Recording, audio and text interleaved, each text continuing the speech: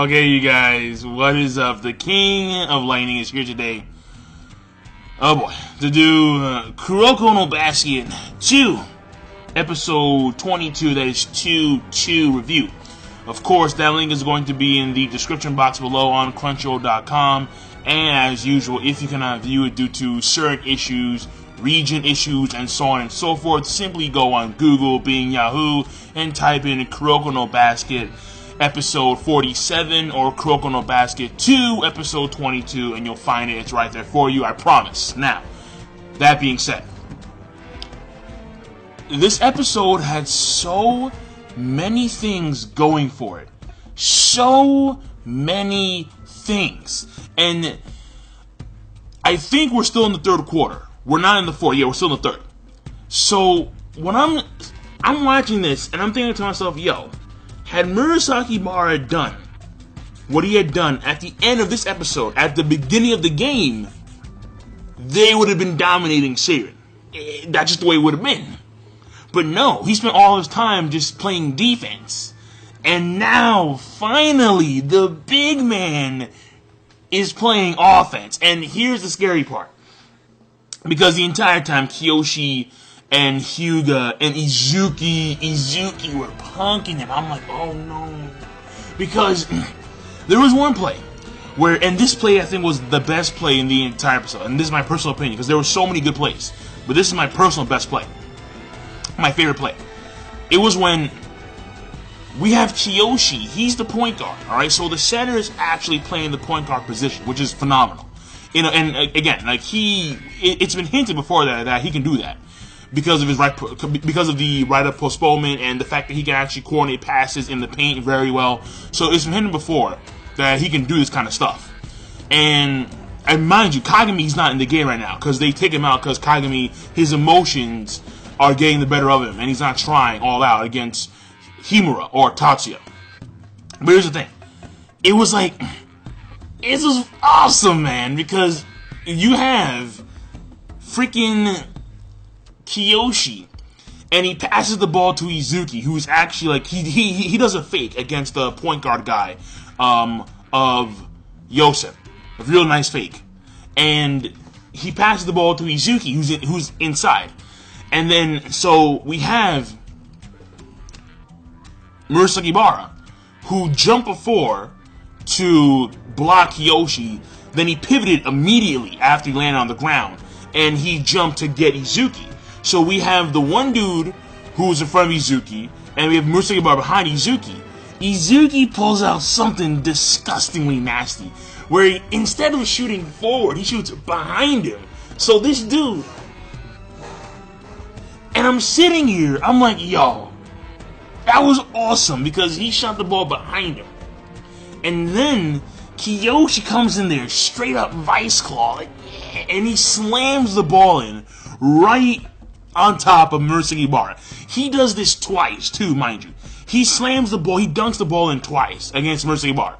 And Murasaki Bara, every time, on top of the comment of, do you like playing basketball? Do you enjoy basketball? That was the catalyst. And then Kiyoshi and Seirin just keep on doing things to continuously piss him off. And then the final blow to Murasaki Bara's pride was when you had Izuki, you had the Silent Wonder, Rinnosuke Mitobe, and you had Kagami Taiga, and they had a three-man coordination thing, where in which you had Izuki pass the ball back to him, and Kiyoshi too, because he passed the ball back to Kiyoshi, and then Kiyoshi's form was off because he was tired as all hell, and because he's been playing two positions, the center and the point guard, so again, that's a lot of work. And he misses the actual shot. But the Silent Wonder, he has great D. No homo. Yeah, I had to throw it in there. But he's backing him down, and he has them, very good box out. This is a classic one-on-one box out. The box out is on point. You have the box out going on, and we have Murasaki Bara can't get the ball. Or it's very difficult for him to get the ball because of the very good box out.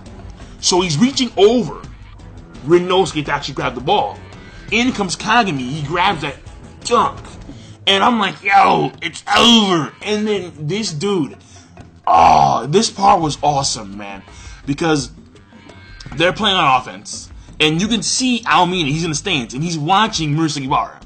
And Murasaki is just getting pissed, and he starts to, like, power up. Like, he's a Super Saiyan.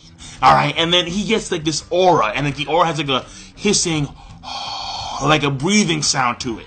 And, like, you can see, like, the air around him starts to, like, vibrate. And I'm like, yo, this is mad hype.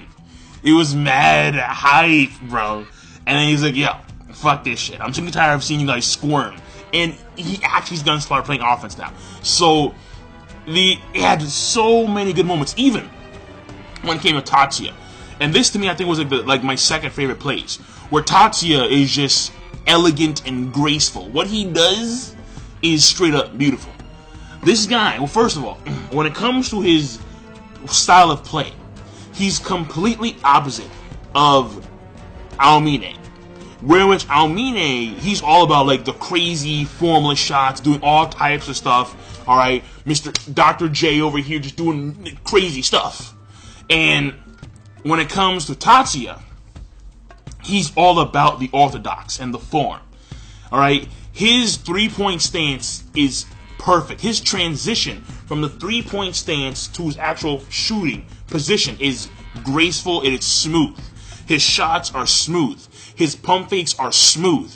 Even his fakes are so smooth, where this dude does a freaking after image. I'm like, yo, like, what is that? Like, are you serious? Like, dude, like, that's insane. So you see that he's very unlike Kagami, and especially Aomine, where which these guys, their form isn't, like, the best, obviously, especially when it goes to Aomine. Aomine actually goes completely formless. Sometimes, like, and he'll make it in. He'll do it. But this guy, no. All about perfection. Gold. So you see the difference when it comes to the playstyle of these individuals. And I like it a lot. I really do. Like, it's a very, very, very nice style of playing. Because, you know, the fundamentals are key. The fundamentals are always, I mean, like, there are highly... How do I put it? Okay. Not everyone can be the Aomine. Not everyone can just chuck up the ball and make in the shot. The form is a quintessential necessity when it comes to basketball. Otherwise, your percentage of shooting goes drastically down. Again, if you're Aomine, good for you. Alright, if you're a Street Hoops wonder, good for you. But I prefer the style of which Tatsuya plays. And his Mirage shot is beautiful, man.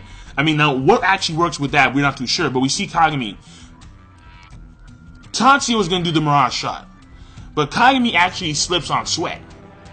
And then he actually, but he still jumps in time. And he's able to actually prick the ball. So Tatsuya misses the shot. So, this may mean, because think about it. When he slipped on Sweat, there was a delay. There was a significant delay. So because of that delay, he was able to actually touch the ball. Now, how this works exactly, we're not too sure. But Kagami started to realize a few things when it comes to the way Tatsuya plays. And Tatsuya, I believe, is catching on to Kagami catching on to how he plays.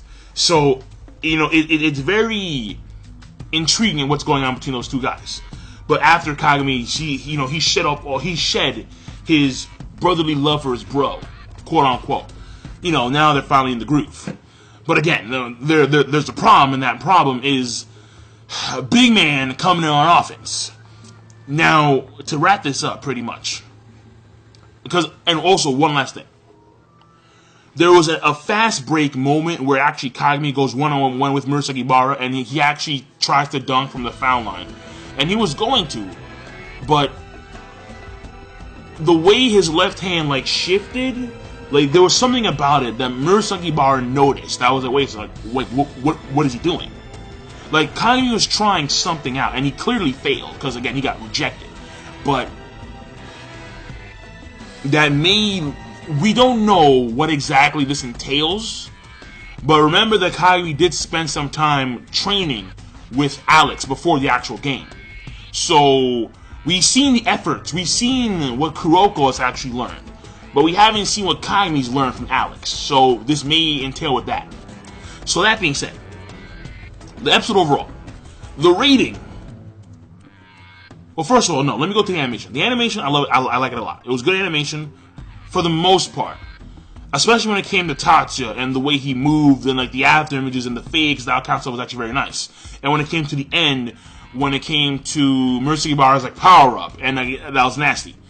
However, there was one scene of animation that I thought could have been a lot better, and it was like the first time they were actually like watching Tatsuya do something, where he does like a basic pump fake, and Kagami actually jumps because his actual techniques, his orthodox skills are on point. And then he actually does the transition from his three-point stance. He dribbles three-point stance right to the actual shot.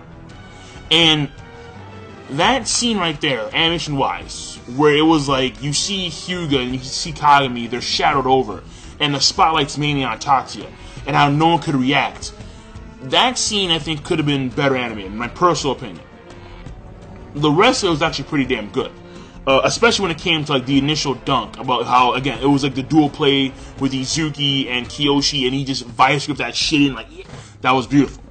Now, when it came to the pacing, even though we're still in the third quarter, compared to the first episode of the game, because the first episode, we went right into the freaking half. It was like, holy shit. The first episode covered 2 quarters. But this one, we're still in the third quarter. And I think it's fine because we actually did make a lot of leeway when it came to the characters and their progression. All right, not overall story progression, but the progression of the progression of the characters. More or less, we get to see what Tatsuya can actually do skill-wise. We get to see Kiyoshi be once again the foundation of his team. We get to see Kagami actually throw away his emotions for his bro, for his Kyodai, Nissan, whatever you want to call it, and we see him actually start to play hardcore against Tatsuya. And finally, we get to see Murasaki actually go on offense and actually going to do something. So we did make progression when it came to the individual characters and what they were doing. And that's pretty much it. So the episode overall, I'm going to give it a rating of a good plus, and I'm going to leave it at that.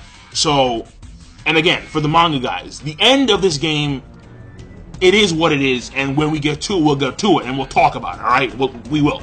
So, that being said, King of Lightning, be sure, of course, rate the video, comment, and subscribe as always. Peace. Have a nice day.